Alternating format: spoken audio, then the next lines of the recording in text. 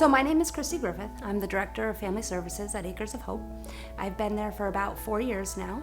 I have 20 years or so working in mental health, community mental health, recovery, ministry work, teaching, sort of a broad range of experience. That's what brought me to Acres of Hope. But what makes me really passionate about the work that I do at Acres of Hope is that I personally have come through a story of recovery and challenges, being a single parent, being a parent in recovery, not really have the resources to get by, and I personally have experienced homelessness. So as a child, and then again as an adult, with my children in tow, I've been homeless and slept in sheds and RVs and tents and campsites and motels. And I knew that even though I knew some of the things that I needed to do when I was a single mom, I just could not do it on my own. And so I did the best I can. I've kept working harder and harder through the years to get to where I am today, kept growing in my career.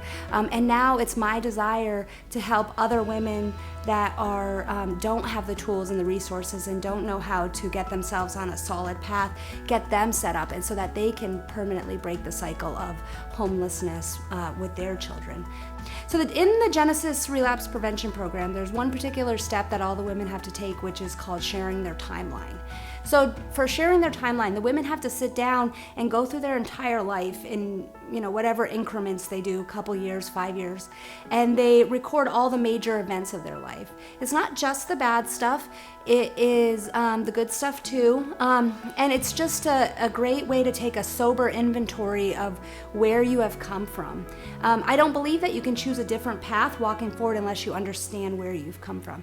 And so it's kind of a grueling process. It takes them several weeks. They often, some people will do a PowerPoint, a Google Slides. Some people will just cut out pictures and put on poster boards. We've had people using rolls of paper around the entire dining room with their timeline and pictures. And so the timeline is just not just soul searching, figuring out for themselves, but then they have to share it with all of us. And that's a really vulnerable time. So they're sharing the traumas that have happened to them and the bad things that they have done. And I think there's that moment when we're sharing those things where you're like, will I be rejected now? If they really know me, if people see what is really inside me, where I have been, there's no way they could accept me. And so when that happens and they share all this stuff and they're kind of like afraid to look up, and they look up and everybody goes up and gives them a hug and claps and says good job, there's this thing of like, wow, I can be known and accepted and loved.